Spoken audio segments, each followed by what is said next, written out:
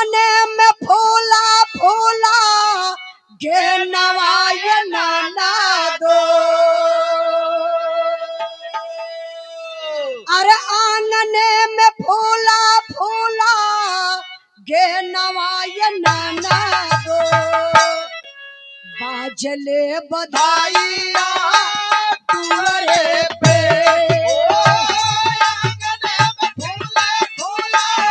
क्या बात है?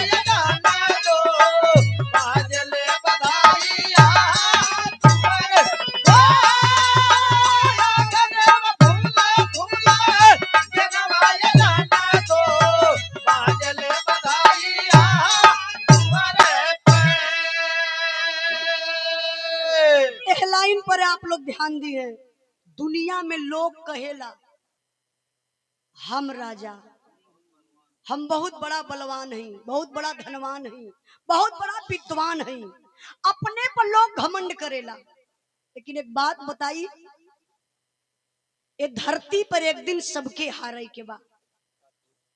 अच्छा वो कैसे हारे के बाद, काहे हारे के बाद, ये लाइन सुनल जाई तब समझ में आई। के मास्टर साहब,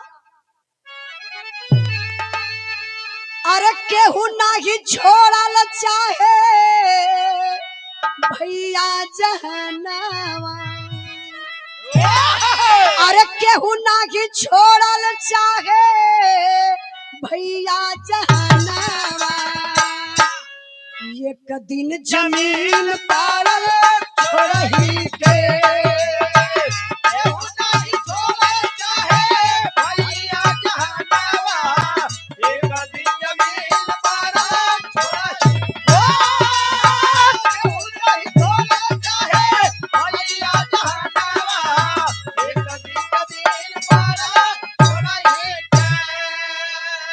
अरे सबही के प्यारा होला जनवा परनवा।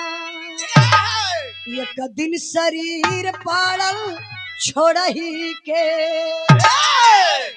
देखी, सबही के प्यारा होला जनवा परनवा। एक दिन जमीन पड़ल छोड़ही के। केहू धरती पे मरल ना चाहला, लेकिन फिर भी मरे के हो जाला। काहे? ऐसन वक्त वाला, ऐसन बेला, ऐसन समय आई कि मरे के पड़ जाई। एक दिन का बात बताओ थी चच्चा। एक बार यमराज जी आइले अमृत लोक में। आइले के घरे घरे आइले बुद्धू के घरे। अब बुद्धू से आए के डायरेक्ट बता दे, कहले बुद्धू शाम 4 बजे का तोहर मौत बा। हम यमराज। बुद्धू समझ गए, कहला अरे यमराज हमसे बता देना कि हमारे 4 बजे शाम का मौत बा, तो ऐसा न काम करी कि यमराजा के मोह लई हमार मौतिये डर जाए। देखा बुद्धू दिमाग लगौलन, खूब बढ़िया से खाना वाना पकवान बनाए के खियाए पियाई के। एक बोतल दारू भी लिया लन, और मछरी छरी खियोना है। ये खरीद के पैसा ये दे ले रहे चच्चा। अच्छा बढ़िया बढ़िया पकवान अकवान बनाए के खियाए पियाए के, उनकर गोड़ हाथ दबाए के, बिस्तरा लगाए के, अगरबत्ती सुलगावे लगल। हाँ अगरबत्ती सुलगाए के जय यमराज कैले हो। अब इनके लग गई नींद, यमराज के सूत गई। तो धीरे से उठौले बुद्धू डैरिया। ऐसे देखत हो तो डैरिया में सबसे ऊपरा नाम के कर रहल बुद्धू। शाम 4 बजे मौत। दिमाग लगा देना बुद्धू, कलम उठौले ऊपरा से नमवा काट के दादा नीचे लिख दल बुद्धू शाम 4 बजे मौत। मतलब सोचना इतना जने मरी है तब ना हमार नंबर आई, इतना मोट रजिस्टर बा तब ले हम जियब एकदम मौज उड़ाई। अब धीरे धीरे आप लिख के और वैसे डायरिया रख दल वही यमराज के मुड़वरिया। अब मस्त हो गई ना, हमार मौत डर गई। यमराज का जब नींद टूटल उठ के अंगड़ाई ले तो कहा वाह मेरे भक्त मृत लोक में जे हमके सुनेला 10 ठे गारी देला, आई तो हमार बड़ा भक्त बन गल। अब बुद्धू की मौत नहीं होगी। अब का कहले यमराज डायरिया उठौला, कलम लाला, कहला कि देखिए बुद्धू अब ऊपर से नहीं नंबर नीचे से लगेगा। और नीचे से के गयल बुद्धू बुद्धू आपन मौत अपने से लिख दिया। यही से कहल जाला कि दुनिया में घमंड कबो न करे के चाहिए। समय बड़ा बलवान होला। समय जेके चाहिए ओके राजा बनाए दे, समय जेके चाहिए ओके भिखारी बनाए दे। समय का इंतजार करिए। कभी भी कभी भी मत बोले। हाँ, कभी भी जिंदगी में गुस्सा में आप लोग कोनो गलत कदम मत उठावल जाई। थोड़ा से धैर्य बनावल जाई, नहीं तो समय अगर चल जाई और समय का चक्र चली तो आपके हारे के पड़ी। अब हारल के है समय से कुछ आप लोगन के पॉइंट बता देते, आप लोगन का दिमाग खुले लगी। उसे दिमाग खुलल है। वंदना। हाँ अरे भाई कहे ना, लेकिन ऐसे बताओ थी कि आप लोग भी समय के देख के चले लगवा। कैसे मास्टर साहब? ए अरे हरिश्चंद्र सब ही से मुख मोड़ लिया, वचनबद्ध होके राजा पाट छोड़ दिया। केहू नाही छोड़ल चाहे बेटवा बिहरिया, केहू नाही छोड़ल चाहे बेटवा बिहरिया। राजा के पहरल एक दिन छोड़ही के, केहू नाही छोड़ल चाहे बेटवा बिहरिया। राजा के पहरल एक दिन छोड़ही के, केहू नाही छोड़ल चाहे बेटवा बिहरिया। राजा के पहरल एक दिन छोड़ही के। राजा हरिश्चंद्र चच्चा इतना बड़ा राजा रहलन, सत्यवादी राजा थे, लेकिन स्वप्न में अपन राजपाट सब हार गए। काहे? उस समय का चक्र उनके भिखारी बना दलस। अपने बच्चा के, अपने औरत के कल्लू डोम के हाथ, ओ ब्राह्मण के हाथे बेच के अपने कल्लू डोम के हाथे बिकाई गईलन। मुर्दा फूके का काम कईला स्मशान घाट पे। अब बैठे कहीं लवारिस लाश रह के छुआ कदा के छुबे ना करी, लेकिन एक राजा होकर के मुर्दा फूकने का काम किए। क्यों? समय, समय का चक्र चलल। अब समय के ना छोड़ले बा मास्टर साहब। अरे लगल श्री राम जी के धोबी के नहानावा, होला या टूट पति पत्नी के बंधनावा। लक्ष्मण जी चाहला सीता जयना की बनावा, लक्ष्मण जी चाहला सीता जयना की बनावा। सीता के पहरल वन में छोड़ही के, लक्ष्मण जी चाहला सीता जयना की बनावा। सीता के पहरल वन में छोड़ही के, लक्ष्मण जी चाहला सीता जयना की बनावा। सीता के पहरल वन में छोड़ही के। अच्छा, रामायण आप लोग देख ले हुई। रामायण में भगवान रामचंद्र जी के वनवास भल, सीता जी के नहीं, लेकिन पत्नी का फर्ज सीता जी निभौली, बने में चल गई। 14 बरिस जंगल में भगवान राम लक्ष्मण सीता जी अपन जीवन व्यतीत कैले। सीता हरण भयल, ओकरे बाद लड़ाई भइल। सीता जी के वापस अयोध्या भगवान राम लेके अइलन तो धोबी ताना मार देलस। वही भगवान राम के सीता के। अच्छा अच्छा, ताना काहे मरलस? धोबिया का औरतिया धोबिनिया कौनो काम से घर से निकल के गई,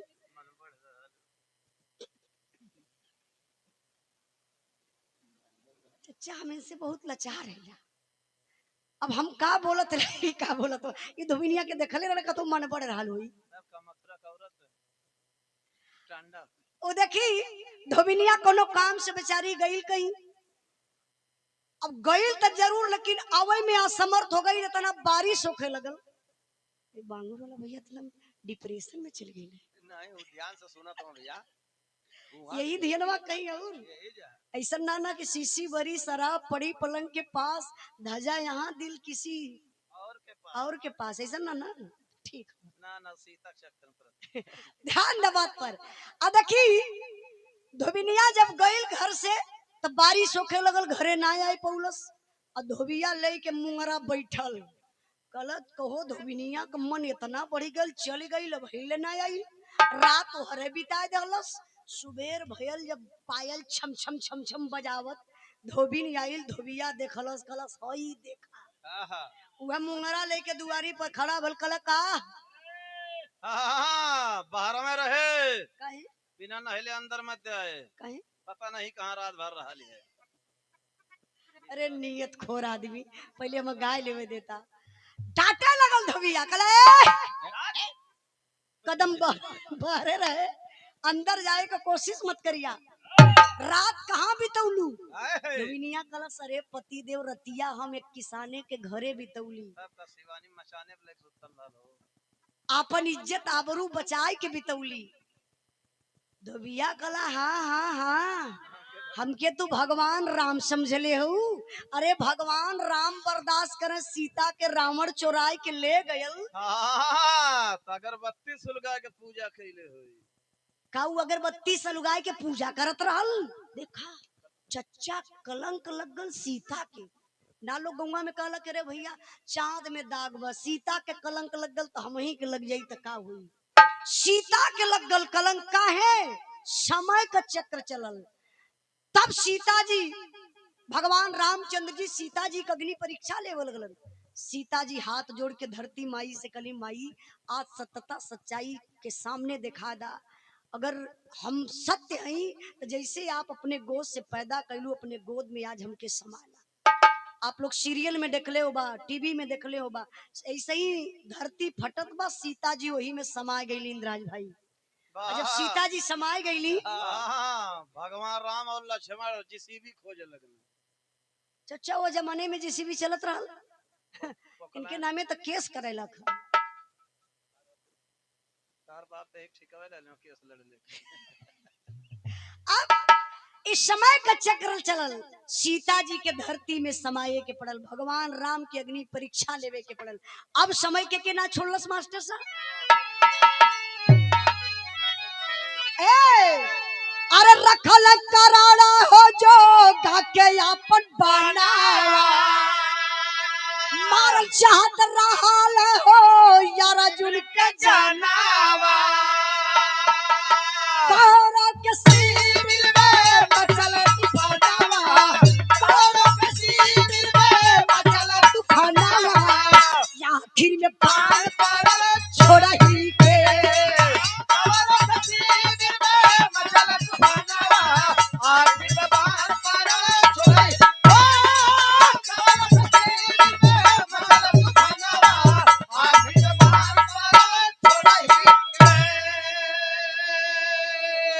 चच्चा एक अचूक बाण कर्ण छुपाए के रखले रहन अर्जुन अरे बिहारी गणेश सबसा मैया करावे यकरा से केहू भी पार नहीं पावे बिहारी गणेश सब समये करावे समये से माई चल गई नहीं समये से तेरही का डेट रखायल समये से हम खाली मिल गई दो डेट ये लगन में सुरेंद्र भैया एक ठे 8 का एक ठे 6 का हमके लगा था 4-5 प्रोग्राम ये डेट का खाली लिखायल कैंसिल भल हम खाली लगा था ये डेट खाली रही का तब ले आप लोगों का फोन चल गल गुरु जी का भोला कवि गुरु जी का हमारे सूबेदार भैया माता जी इंतजार करने का नुकसान हो नहीं देखा इस समय से हम गाली जहाँ का दाना पानी लिखल हो जहाँ समय चाहिए हमके वही 8 तारीख के बिरहा गावे के वही समय चाह गई आप लोगन की यहाँ आईली अब बड़े प्रेम से बड़े शांति से बिरहा भयल यही लिए हम आप लोगन के एक बात बताई समय से आवत होगा समय से देखा हो आ गई ये समय दे बउला है देखल जा अरे भैया ये पैसा हम खुद आपके दे बहुत अच्छा ईमानदार आदमी हो चचा अरे भैया बहुत रद्द हो तू ना जानू तू कह सकला हमार बड़का भैया बिरहा की सुपरस्टार गायिका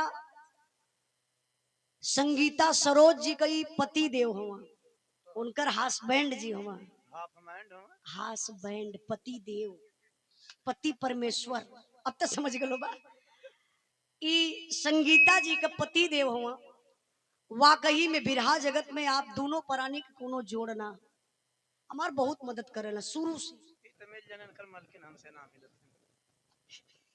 गाय बजा के तू यार रुक जाए आज। सच्चाई बताओ थी सुरेंद्र भैया का व्यवहार बहुत बढ़िया बा चचा। कहीं भी अगर कभी भी हमार प्रोग्राम फंस गल बा, कोई ना चाहे हारमोनिया ला ना हुआ ना ढोलकिया ना टेरिया ना हुआ कोनो दिक्कत, चाहे रिकॉर्डिंग बा चाहे शूटिंग बा, कहीं भी एक फोन भैया के याद कर जाला, एक ही फोन में सारी व्यवस्था मौजूद हो जाले। एक बार जोरदार ताली बजा के आप लोग स्वागत कर दी भैया का। बहुत बहुत सुरेंद्र भैया ई देखा तोहरे मुंह पे ना हमन कहीं भी बतिया बतियौते रहिला कि अगर केहू सहयोग करेला शुरू से आज तक सूबेदार भैया तो बहुत बढ़िया सहयोग मिलेला भैया का। हाँ शुरू में बनारस के धरती पर ये बहुत हमारे सपोर्ट कैले हुआ, जब हमारे कुछ न गावे होत रहल तब से आज में। और हमारे बड़े भैया देखा ए इंद्राज भाई हम खुद भैया का स्वागत, हमारे प्रमोद भैया शेखोलिया जौनपुर के धरती से देखा बिरहा का दीवानगी बा। बहुत बहुत भैया के प्रणाम हमारे तरफ से। हाँ देऊ भैया रहल का नाम ओम प्रकाश, एक बार ओम प्रकाश दीवाना से प्रोग्राम करौले रहलन आ एक दाई देवालाल से अपने घरे कार्यक्रम करौना बहुत बढ़िया। अच्छा संजोग देखा दादी के तरह नहीं दादा के गल नहीं, दादा वाले में गल गल दादी से ले जाके घर में भेंट करो कहना उजाला एक तरह ही तैयार ही एक काम करा चला आजियो से मिल ला, ओकरे बाद फिर तो के जल्दी है वही कोई आजियो एकदम बुढ़ा गई लनी हमके लगा 90 के उम्र रही एकदम बेचारो खटिए पे रानी जाए के मिलली उलली आशीर्वाद लगी भैया कहना उजाला तैयार रहे हमके लगा था कई महीना के बाद, 1 महीना के बाद आजियो चल गई नहीं। तो फिर हमार प्रोग्राम हल्का देखलू हम वादा कैले रही कि एक तरह ही घर में तैयार हो, लेकिन देखल जा कोई भी परिवार से जाला तो बड़ा दुख होला, चाहे वो बूढ़ रहे चाहे पुरनिया रहे। हम तो ये कहा कि सब लोग बुढ़ाई के मरे तो ठीक हो, खाए कमाई के ये सोचे कि भैया अब हमार मौत हो जाए। सारे मास्टर तो 2 साल और बचल। ये देखिए सुंदर पुष्पहार और लगातार पुरस्कार देकर के सम्मान किए, पुनः ये 500 रुपए का पुरस्कार हमारे बड़े भैया प्रमोद यादव जी से खोलिया जौनपुर के धरती से। एक बार जोरदार ताली बजा के आप लोग स्वागत करिए। बहुत बहुत भैया का धन्यवाद। अब बस भैया मानो निकलवे कर सतवा चल जाइए। अच्छा बाई रोड, अच्छा तब तो चिन्ही गई ना अच्छा देखिए